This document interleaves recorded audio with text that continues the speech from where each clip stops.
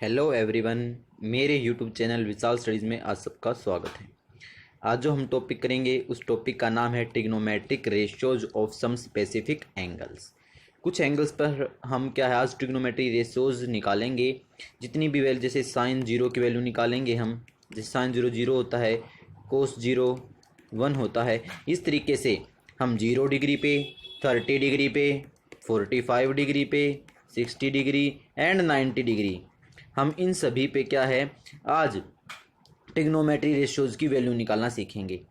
आइए देखें किस प्रकार हम इनको निकालेंगे। सबसे पहले हम ट्रिग्नोमेट्री रेशियोज की वैल्यू हम 45 डिग्री पे निकालेंगे। तो उसके लिए हमने क्या किया, सबसे पहले उसके लिए हमने एक ट्रायंगल बना ली। जैसे कि आपको साइड में ABC ट्रायंगल दिखाई भी दे रही है, AB और C ट्रायंगल। इसके अंदर क्या है कि ये एंगल 90 डिग्री का है और हम क्या है इस एंगल को हमने 45 डिग्री मान लिया। तो आप सभी जानते हैं कि टोटल सम कितना होता है, 180 डिग्री होता है। ये 90 डिग्री है, ये 45 है, तो ये भी कितना होगा, 45 होगा। आपको इतनी बात समझ में आ गई होगी, ठीक है। In triangle ABC right triangle angled at B पे राइट एंगल्ड है। If one angle is 45 degree then other angle is also 45 degree. ये बात मैं आपको बता चुका हूँ। एंगल A और एंगल C कितना है, 45 डिग्री है। BC is equal to AB। देखो, यदि कभी भी ये जो एंगल है इसका अपोजिट साइड ये है और इस एंगल की अपोजिट साइड क्या है, ये है, तो कभी भी यदि दो एंगल सेम है तो उनकी अपोजिट साइड्स भी क्या होंगी, सेम होंगी। ये बात आपको हमेशा याद रखनी है। इसीलिए ये दोनों एंगल 45 है तो AB is equal to BC होगा, वो इक्वल होगा ही होगा। तो हमने क्या किया, इसको A मान लिया, इसको भी A मान लिया, ठीक है। इन दोनों को हमने क्या मान लिया, A मान लिया। तो इसके बाद क्या क्या हमने पाइथागोरस लगा दी। AC square which is equal to AB square plus BC square. AB की वैल्यू कितनी है A, तो A का स्क्वेयर। BC की वैल्यू कितनी है A, तो वो कितना हो जाएगा, हो जाएगा A स्क्वेयर, तो which is equal to 2A square. तो AC की वैल्यू क्या हो जाएगी, AC square is equal to ये था, तो AC स्क्वेयर जब हटेगा तो उधर पूरे पे रूट जाएगा, तो ये स्क्वेयर था, तो स्क्वेयर से सिर्फ क्या है A बाहर आ जाएगा, ठीक है। तो वो क्या हो जाएगा A√2। ये आपके पास AC की वैल्यू आ गई, कितनी आ गई, A√2। तो जब आप साइन 45 की वैल्यू निकालोगे तो आपको पता है, क्योंकि एंगल तो थीटा है, तो थीटा कितना है, 45 है, तो आपको पता है क्या होता है, परपेंडिकुलर बाय हाइपोटेन्यूज होता है ना। तो ये परपेंडिकुलर कितना है, A है, और बाय में AC कितना है, वो A√2 है। तो A से A कैंसिल होगा तो कितना आ गया, 1/√2। तो आपको समझ में आ गया होगा कि साइन 45 की वैल्यू 1/√2 किस प्रकार आई। उसी तरीके से कोस 45 की जब हम निकालेंगे तो कोस क्या होता है, B/H होता है। B की वैल्यू कितनी है, A है, और S की कितनी है, A√2 है। A से A कैंसिल हो गया तो 1/√2। तो इसी तरीके से कोस 45 और साइन 45 इक्वल वैल्यूज हैं इन दोनों की, 1/√2 और 1/√2। देखो आपको दिखाई भी दे रहा है यहाँ पे 1/√2 1/√2। साइन का उल्टा क्या होता है, साइन का उल्टा होता है cosec, which is equal to क्या हो जाएगा, इसका रेसिप्रोकल √2 हो जाएगा।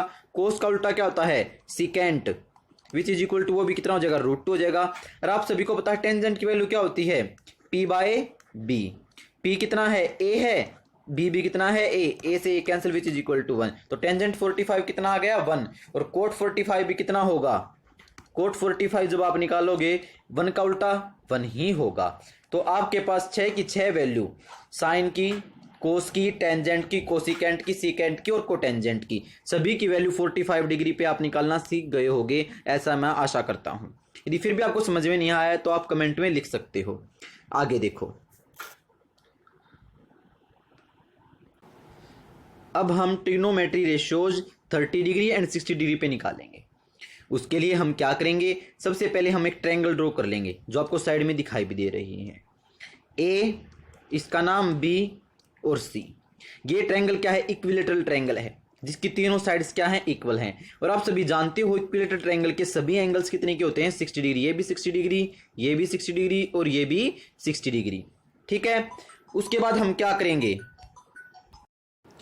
आपके पास क्या है कि तीनों एंगल्स क्या हो गए, 60 डिग्री के। तो आप क्या करोगे, यहां से एक परपेंडिकुलर ड्रा कर लोगे जिसका नाम होगा क्या होगा, D। तो ये 60 का है। तो परपेंडिकुलर हमेशा ट्रायंगल इक्विलेटरल ट्रायंगल का क्या करता है, उन दोनों एंगल्स को बाइसेक्ट करता है। तो इन दोनों एंगल्स को 30 डिग्री पे क्या है, कट कर देगा, और बी डी क्या हो जाएगा, डी सी के इक्वल हो जाएगा। ठीक है, तो अब आप क्या देखोगे, angle B is equal to angle C है, बोथ 60 डिग्री हैं। Angle D is equal to angle D, मतलब इस ट्रायंगल का ये एंगल और इस ट्रायंगल का ये एंगल दोनों क्या है, इक्वल हैं। और B D is equal to D C है, ये मैंने आपको बता दिया। और ए डी इसमें कॉमन भी है, दोनों साइड दोनों ट्रायंगल्स में क्या है, डी इनमें कॉमन है। तो triangle A B D congruent है ट्रायंगल ए सी डी के, आपको पता चल गया। बाय एस ए एस से लगा लो या ए एस से लगा लो, कुछ से लगा लो, मतलब इनसे क्या है, ये ट्रायंगल्स क्या हो गई, कॉन्ग्रुएंट हो गई। तो बाय सिम्प्लिसिटी क्या हो गया, एंगल बी ए डी और एंगल सी ए डी ये भी क्या है, दोनों इक्वल हैं सिम्प्लिसिटी से। ठीक है, अब देखो आगे, in triangle A B D is right angled at D, मतलब जो ए बी डी ट्रायंगल है ये, इसमें क्या है, डी पे क्या है, राइट एंगल्ड है। एंगल बी ए डी कितना है, 30 डिग्री का है, और एंगल ए डी बी वो कितना है, 60 डिग्री का है। तो आप क्या करोगे, जो पूरी इक्विलेटरल ट्रायंगल थी आप उसको क्या देखो, ऐसे ऐसे पूरी इक्विलेटरल ट्रायंगल थी, तो आपने क्या किया, इक्विलेटरल ट्रायंगल की किसी भी साइड को आपने 2a मान लिया, तो ये भी 2a, ये भी 2a, ये भी 2a। आपको पता है ये पूरी यहाँ से यहाँ तक ये BC क्या है, 2a है। तो BD क्या हो जाएगी, BD इसकी हाफ है, क्योंकि ये दोनों साइड इक्वल हैं, तो ये हाफ है, तो ये कितनी हो जाएगी, a हो जाएगी।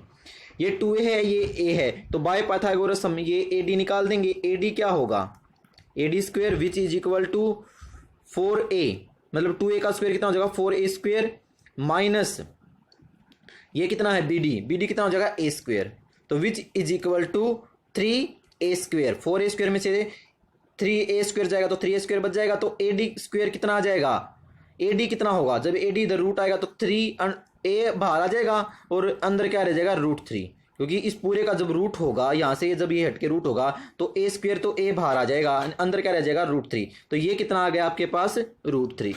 तो जब आप निकालोगे sin 30 की, जब आप वैल्यू निकालोगे, आपको पता है sin 30 क्या होता है, P/H, P यहाँ पे कितना है, a, क्योंकि एंगल ये है तो ये बेस है, ये परपेंडिकुलर होगा, a/2a, तो इससे कैंसिल, तो sin 30 की वैल्यू कितनी आ गई, 1/2।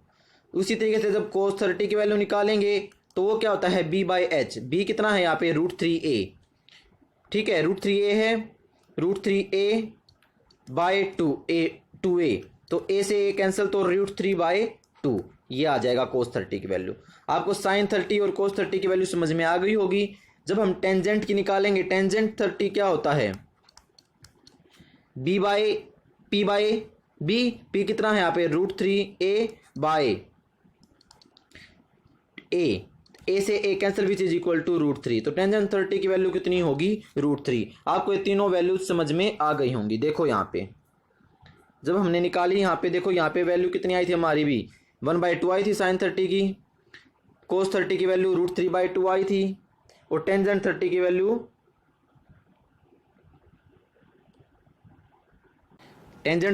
कितनी आ गई, 1/√3। वहाँ पे हमने b, देखो ये क्या है, ये इस प्रकार से ट्रायंगल थी, a यहाँ पे है, b यहाँ पे है और d यहाँ पे है।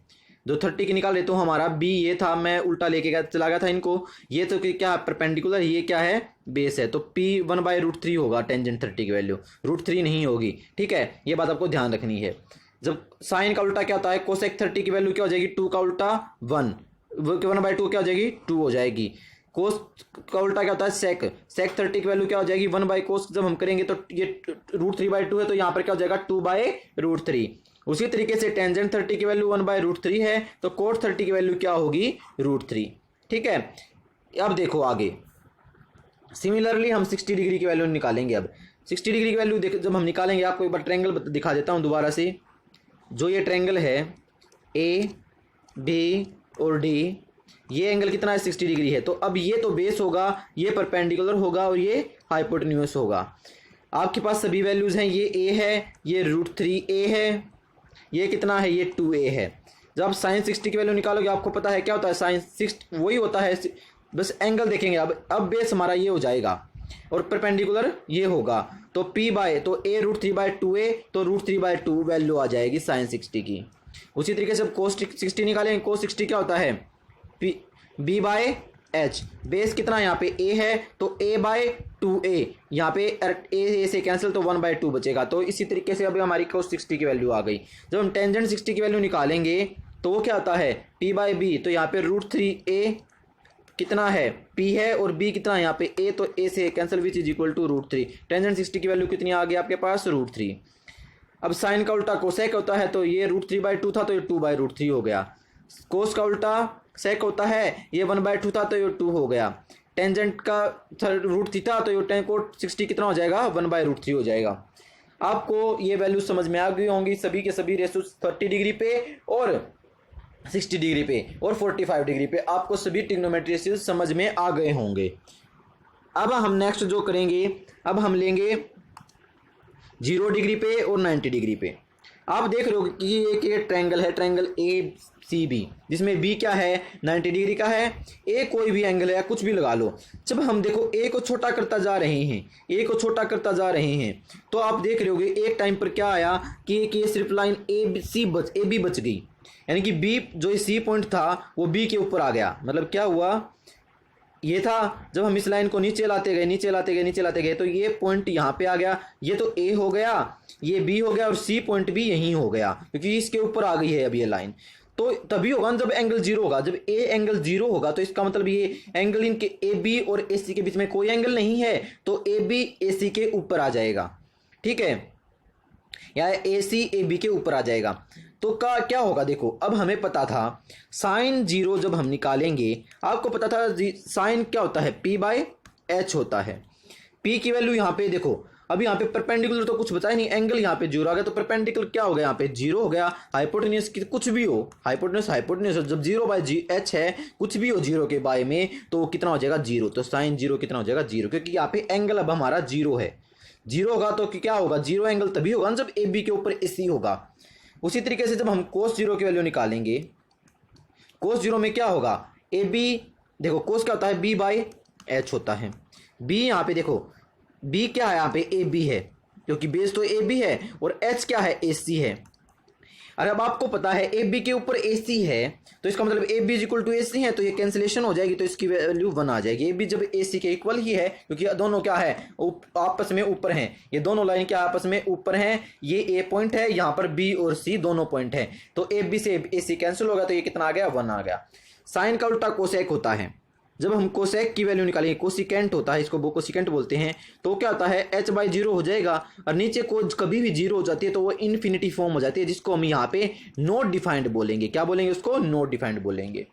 कोस 0 है, ये 1/1 है, कोस 0 ये है, तो कोसेक 0 क्या होगा, वो भी क्या होगा 1 का उल्टा 1 होगा, यानी कि सेक सिकेंट, कोस का उल्टा सिकेंट होता है, तो सिकेंट भी क्या होगा 1 होगा।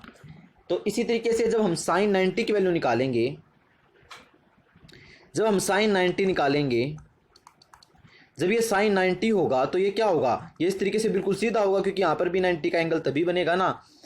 तो क्या होगा यहाँ पे, ये क्या होता है, ये ऐसा तब होगा जब साइन 90 जब हम लेंगे जब AC is equal to BC होगा। अब देखो एक बार इसको इरेज कर देता हूँ, मैं दोबारा से फिगर बनाता हूँ आपके लिए। ये ट्रायंगल है, मान लो ये AC पॉइंट है, ये B पॉइंट है, ये A पॉइंट है, ये यहाँ पे 90 डिग्री है। यदि हमें यहाँ पे 90 डिग्री का एंगल लेंगे तो ये बिल्कुल स्ट्रेट आ जाएगा, स्ट्रेट अब ये लाइन आएगी, बिल्कुल स्ट्रेट लाइन आएगी ना, ठीक है।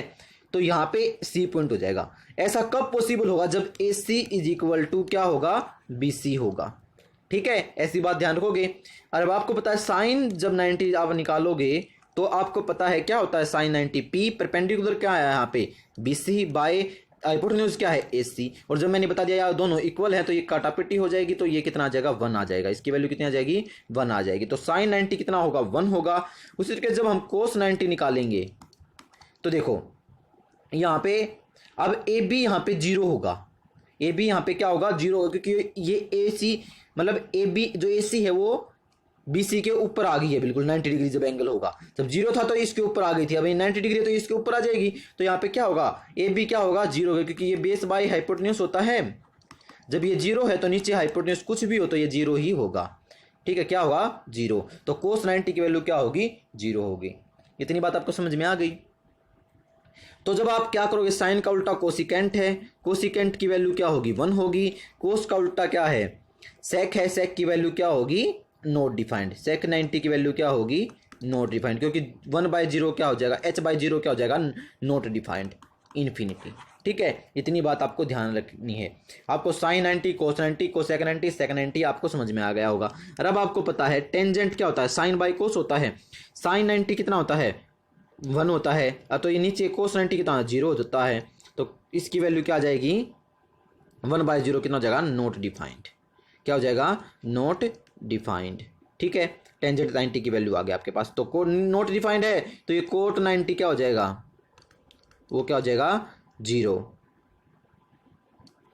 इतनी बात आपको समझ में आ गई होगी। जब आप टेबल भी देख सकते हो आगे।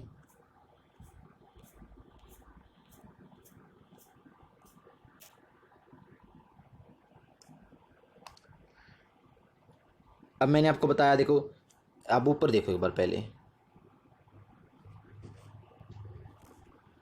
इसमें एंगल दिखाई दे रहे हैं आपको।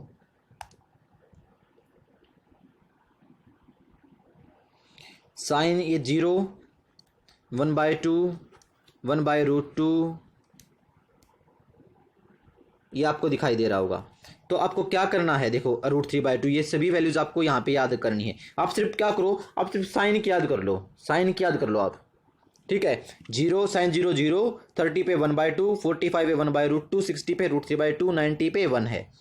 फिर आपको क्या करना, कोस के लिए क्या करोगे, आप इधर से लिखना शुरू कर दो। देखो ये 1 है, ये यहाँ पे आ गया, √3/2 था ये यहाँ पे आ गया, 1/√2 1/√2 की जगह पे 1/2 यहाँ पे आ गया, है ना, और 0 यहाँ पे आ गया। मतलब क्या करना, आपको सिर्फ साइन की वैल्यू याद करनी है। कोस में क्या करोगे, उसको उल्टा करके लिख दोगे। 90 की तो 1 हो जाएगी, 60 की 30 वैल्यू हो जाएगी, और 45 की 45 ही रहेगी, 30 की ये 60 हो जाएगी, और 0 की ये हो जाएगी 90 वाली हो जाएगी। आपको समझ में आ गया इतनी बात। अब आपको सारे के सारे याद हो जाएंगे। क्या करना, आपको जस्ट उसका उधर 90 से 0 की तरफ लिखना शुरू कर देंगे। साइन इस प्रकार से है, इधर से यहाँ से ये है, तो इसको हम क्या करेंगे उल्टा करना शुरू कर देंगे। बस इतना करना है आपको। कोस फिर क्या कर देखो, आपको सभी को पता है टेंजेंट क्या होता है, साइन बाय कोस होता है। तो साइन की वैल्यू 0 है, 0/1 0 होता है, 1/2 √3/2। जब इनको दोनों को डिवाइड करेंगे तो 2 से 2 कैंसिल, तो 1/√3 आ गया। 1/√2 से 1/√2 ऐसे पूरा एज इट इज कैंसिल हो जाएगा, तो ये 1 आ गया। जब हम इनको डिवाइड करेंगे तो 2 से 2 कैंसिल हो गया और √3 बच जाएगा। तो 1/0 क्या होता है नॉट डिफाइंड होता है, ये मैं आपको पहले ही बता चुका हूँ। तो इससे आपको टेंजेंट की वैल्यू याद हो गई। और अब आपको सभी को पता है साइन का उल्टा क्या होता है कोसेक। साइन का उल्टा क्या होता है कोसेक। अब ये 0 है, 0 का उल्टा नॉट डिफाइंड, क्योंकि अब ये जब इसका रेसिप्रोकल करेंगे 0 का रेसिप्रोकल क्या होगा 1/0, तो ये क्या हो जाता है इन्फिनिटी फॉर्म। तो यहाँ पे क्या आ गया नॉट डिफाइंड आ गया। 1/2 का उल्टा क्या होता है 2 होता है, 1/√2 का उल्टा क्या हो जाएगा √2 हो जाएगा। 2/√3 का उल्टा रेसिप्रोकल करता चलेंगे हम, √3/2 2/√3 हो जाएगा। 1 का उल्टा 1 ही होगा, 1 का रेसिप्रोकल 1 ही होता है। उसी तरीके से कोस का उल्टा करेंगे। अब जब हम कोस का उल्टा देखेंगे, कोस का जब रेसिप्रोकल करेंगे, कोस किसका रेसिप्रोकल होता है सिकेंट का। कोस का उल्टा क्या होता है सिकेंट होता है। तो जो 1 का 1 हो जाएगा, इसका 2/√3 हो जाएगा। समझ में आ रही है मेरी बात, 2/√3 हो जाएगा। 1/√2 था तो √2 हो जाएगा, ठीक है, और 1/2 था तो इसका 2 हो जाएगा। अब टेंजेंट का उल्टा कोट 0 है तो 1/0 नॉट डिफाइंड, तो 1/√3 है तो √3, 1 है तो 1 हो जाएगा, √3 है तो 1/√3 हो जाएगा। बस इतना याद रखना आपको, इससे ज़्यादा कुछ नहीं करना है। आप सिर्फ क्या करो, आप सिर्फ साइन की वैल्यू याद कर लो। साइन से आप सभी वैल्यूज निकाल सकते हो। आपको धीरे धीरे सब कुछ सारी वैल्यूज ऑटोमेटिक याद हो जाएंगी। अभी आपको लगेगा कि ये बहुत मुश्किल है, लेकिन आपको धीरे धीरे जब इसको करोगे तो आपके बहुत आसान लगने लग जाएंगी। ठीक है, आप इनको अच्छे से याद कर लेना। इसके बाद हम नेक्स्ट क्लास में करेंगे, क्योंकि इसके ऊपर बेस्ड क्वेश्चन है, इसके ऊपर पूरी बेस्ड एक्सरसाइज है, उसको हम कल करेंगे। तो आपको मैं आशा करता हूँ आपको ये सारे के सारे रेशियो समझ में आ गए होंगे। और वीडियो को लाइक शेयर और सब्सक्राइब करना ना भूलें। ठीक है, कमेंट जरूर करना वीडियो पे। Thank you.